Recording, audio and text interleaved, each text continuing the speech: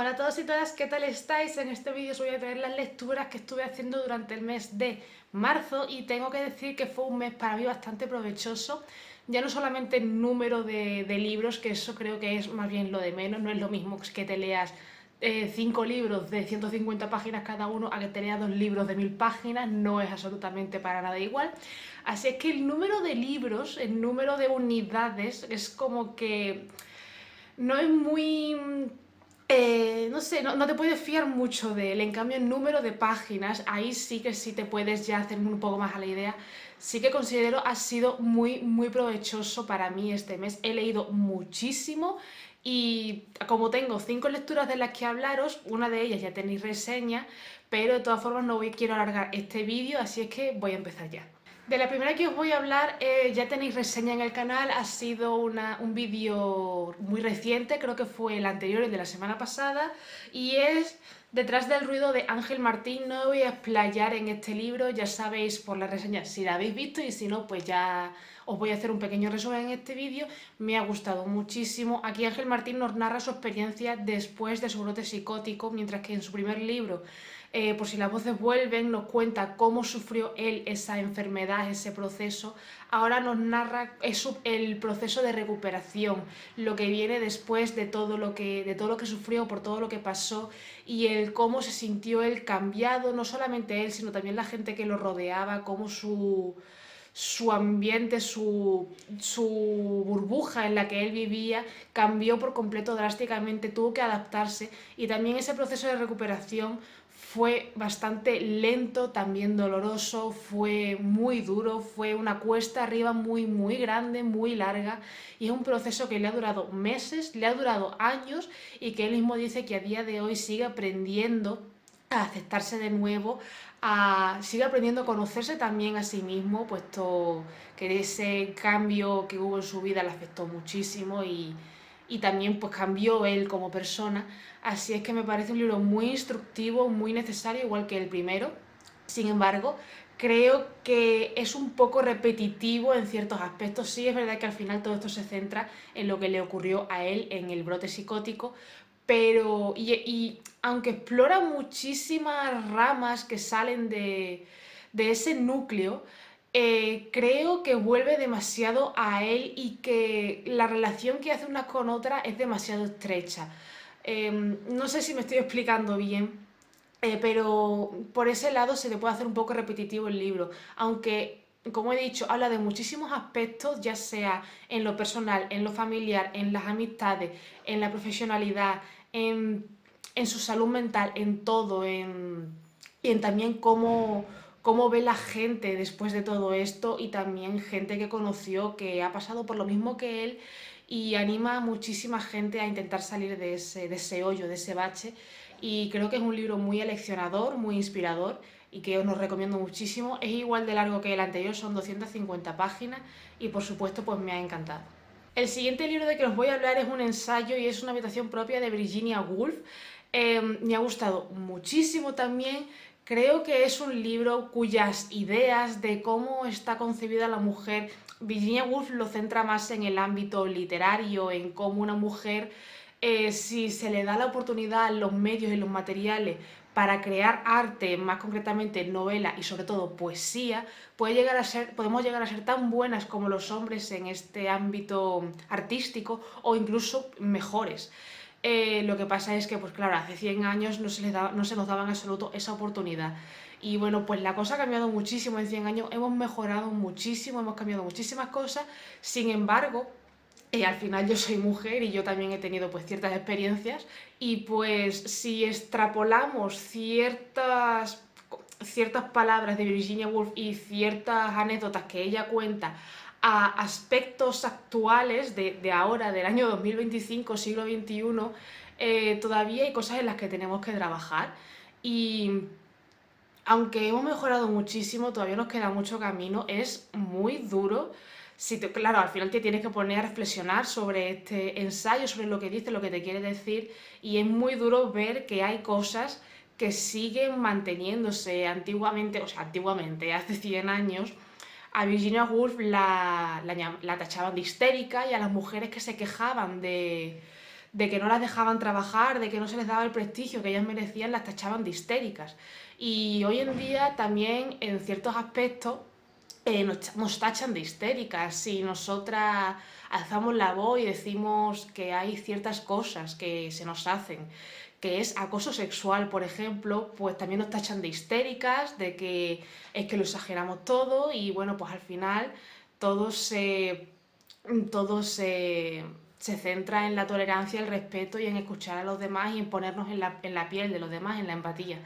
Así es que me parece un libro muy aleccionador, también muy interesante, que yo no sé por qué he procrastinado tanto esta lectura, la he disfrutado muchísimo, sin embargo, eh, al igual que me pasa con el de Ángel Martín, pero sobre todo más exagerado, da muchísimas vueltas a la misma idea y ni siquiera se aleja de ese núcleo.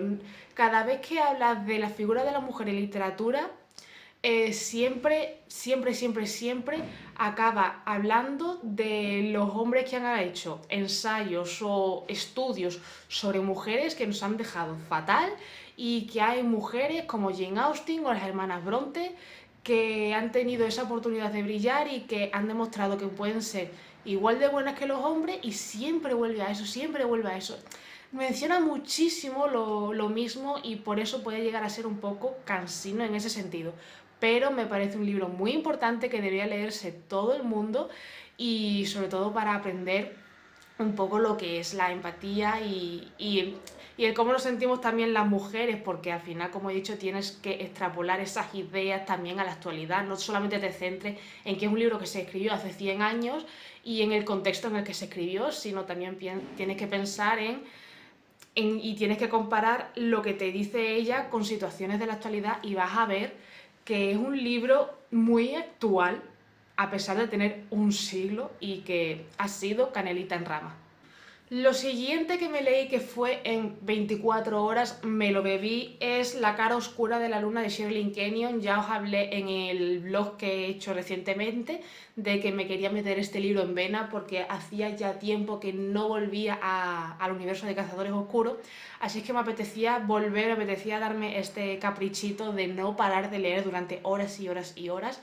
No es un libro, no es de los libros más cortos, tiene 380 páginas, pero las he disfrutado muchísimo. Ahora, en este libro, o sea, todos los libros de Cazadores Oscuros se centran siempre en una pareja principal, que es la pareja protagonista de la historia. Hay un cazador oscuro o cazadora oscura, que ya la ha habido, y la pareja que se le ha asignado. Así es que aquí nos vamos a cruzar con Rabin se llamaba, ¿no? Sí, te estoy diciendo bien. Sí, Rabin Condis y Susan Michaels, que bueno, pues se van a cruzar en una veterinaria, en una perrera, y pues a partir de ahí sus destinos se van a ver entrelazados, se van a cruzar. Pero en este libro, La cara oscura de la luna, Shirley Kenyon se centra muchísimo más en esa subtrama que hay detrás, que va hilando ella a lo largo de todos los libros y que está fuertemente relacionada con el personaje del jefe de los cazadores oscuros, que es Aquerón. Ya desde varios libros atrás pues empezamos a conocer ciertas personas relacionadas con esta figura y nos podemos hacer cierta idea de cómo fue su vida, de lo dura que fue y de también la relación que tiene Aquerón con todos los cazadores oscuros, que son miles en todo el mundo. Así que en este libro Shirley Kenyon se centra mucho en desarrollar esa trama, con lo cual la trama de romance, mientras que en el libro anterior, que fue el de Gruen, era explosiva y pasional, en este libro se parece que se queda como en un segundo plano. Si es verdad que Susan y Rabin desarrollan mucho esa relación, hablan mucho, interactúan mucho, pero lo que es la parte romántica se queda bastante en segundo plano. No lo he sentido tan pasional, no lo he sentido tan ardiente como en los libros anteriores. Así es que se me ha quedado un poco cojo, se me ha quedado un poco... En vez de 5 estrellas que yo le suelo dar a estos libros, que es la gran mayoría de los libros que he leído de esta saga, le da 5 estrellas, pues este, como ya en un 1 o 2 por lo menos, sería el tercero, se ha quedado en 4 estrellas por eso, porque yo iba buscando una cosa, yo iba buscando esa pasión, ese fuego, esa sexualidad, y pues sí es verdad que lo he disfrutado mucho, pero se me ha quedado muy a medio gas. Escenas de sexo habrá si acaso 2, como mucho 3. Y así escenas románticas, también 2 o 3. Es muy... el vecino yo no sé qué está haciendo, pero hoy le ha dado por formar jaleo. Así es que, no sé qué estaba diciendo. Eso, que en el ámbito romántico este libro se queda un poco pobre, pero aún así me ha gustado muchísimo y a ver cuándo continúo con esta saga porque son muchos libros y este es el 10º. Lo siguiente que me leí es un relato, vamos a ponerlo entre comillas, porque un relato de 150 páginas es poco relato, es como una novela, más bien es una novela corta. Y estoy hablando de Danzante del Filo de Brandon Sanderson, que yo me lo leí aquí en el Arcanum Ilimitado, que es una recopilación de historias del Cosmere, que son como historias extras a sus sagas principales, ya sea Mistborn, ya sea el Archivo de las Tormentas, ya sea el Antris y cosas así. Están todas aquí, hay muchas, y bueno, pues Danzante del Filo nos cuenta la historia de Lift, que es un personaje que ya se nos menciona en el segundo libro del Archivo de las Tormentas, que es Palabras Radiantes. En uno de los interludios sale y vemos cómo ella empieza a darse, bueno, no empieza a darse cuenta, sino vamos a ver cómo un poquito sus poderes, el cómo va a empezar a entrar en este mundo, vamos a empezar a relacionarla con Kaladin, con Dalinar, con Shallan, con todos estos personajes principales de esta saga, pero aquí en estas 150 páginas nos centramos solamente en su personaje, le vamos a conocer muchísimo más el cómo piensa, el cómo es, el cómo actúa, vamos a conocer mejor sus poderes, vamos a conocer su... ¿cómo llamarlo? O sea, lo que sería Sil para Kaladin o Patrón para Shallan. Bueno, pues aquí vamos a conocer al suyo, que ahora mismo se me olvida cómo se llama este... Windel, o algo así se dice, Windel, que es, pues eso, es su compañero y me han caído súper bien. Es el segundo 5 estrellas de este año. Me ha gustado tanto, me he divertido tanto con Lift y Windel, que es que o sea, me da igual que la historia sea incompleta, sea solamente una parte de la historia de Lift. Es que me lo he pasado fenomenal, Lift me cae muy bien y estoy deseando de que ya entre de lleno en la historia de Kaladin, de Dalinar y de todos estos personajes, porque creo que va a ser todo un plus para la historia y estoy encantada con ella. Y ya por último, pero no por ello menos importante, en absoluto menos importante porque es el tocho que me he leído este mes, que yo pensaba que no iba a dar tiempo, pero sí, y es La República del Dragón de R.F. Kuang, este tochito, ¿vale? Esta cosa enorme de 800 páginas, me dio tiempo a acabarme lo que yo pensaba que no.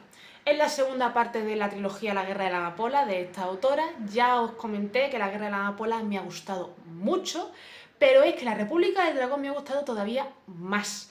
Se nos muestra un mundo mucho más cruel, mucho más crudo, mucho más traicionero, mucho más oscuro. La cosa se empieza a enrevesar de una manera impresionante.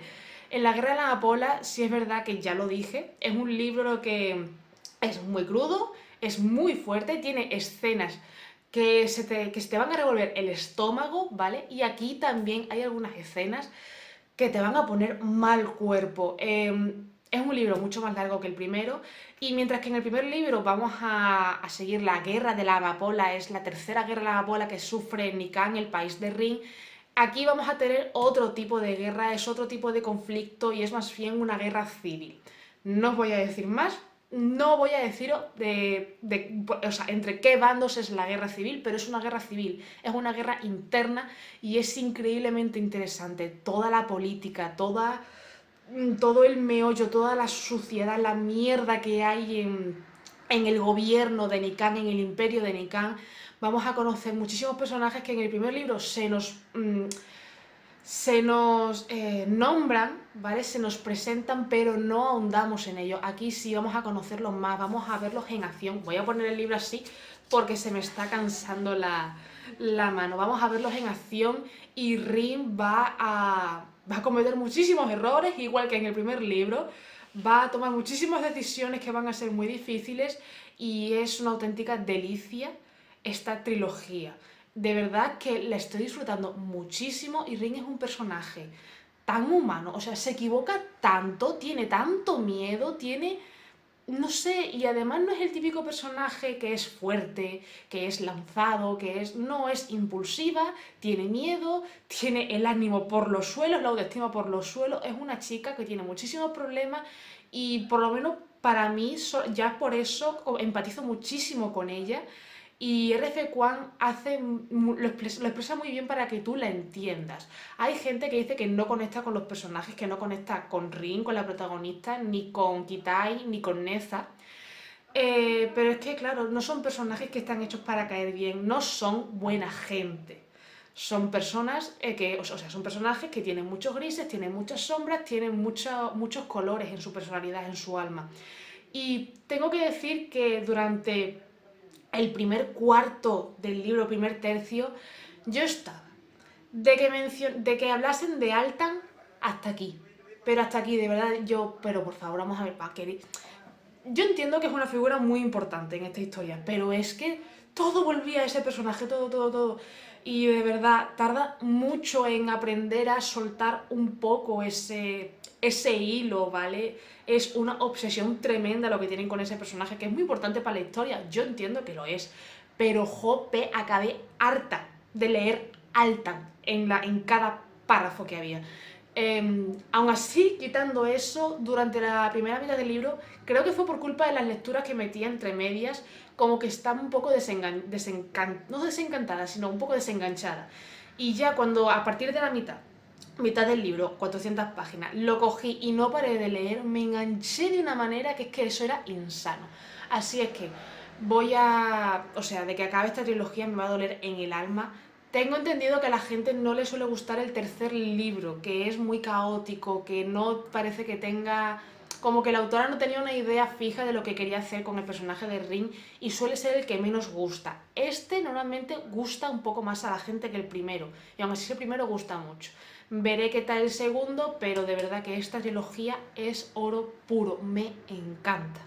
Y hasta aquí esta lectura del mes de marzo, que por cierto la República del Dragón también se llevó 5 estrellas. Ya llevo 5 estrellas este año, 2 son auténticos tochos y la tercera es un libro complementario a una historia todavía más grande. O sea, no sé qué me está pasando este año, a lo mejor es que 2024 a 2025, en las campanadas de Nochevieja, yo sufrí un cambio espiritual, pero me está costando mucho poner las 5 estrellas. Yo soy muy fácil, qué feo ha sonado eso, pero me refiero a que yo pongo muy fácil las 5 estrellas. A mí si un libro me hace disfrutar muchísimo y no le veo así gran cosa, le planto 5 estrellas y ya está, porque me ha encantado. Pero estoy tirando más para las 4, incluso algunas 3 estrellas que ya he puesto, que eso en mí es muy raro. En mí es muy raro. Pero por lo menos tengo que agradecer que mala lectura no he tenido ninguna y eso ya es un plus para mí. Yo también tengo muy pocas malas lecturas desde que soy lectora ávida, hace ya unos cuantos años. Pero se agradece que tengan buenas lecturas o por lo menos decentes. Así es que nada, dejadme abajo en comentarios los libros que hayáis leído en marzo recientemente. Dejadme también si habéis leído alguno de estos libros, qué os ha parecido, si os llama alguno la atención, lo que sea. Yo estoy encantada de leeros, de responderos y vuestros mensajes ya sabéis que me animan mucho a seguir con el canal, me animan mucho a seguir haciendo vídeos y que sois todos unos amores. Si te ha gustado este vídeo, dale un like, suscríbete para no perderte más contenido y nos vemos en el próximo vídeo. Sayonara.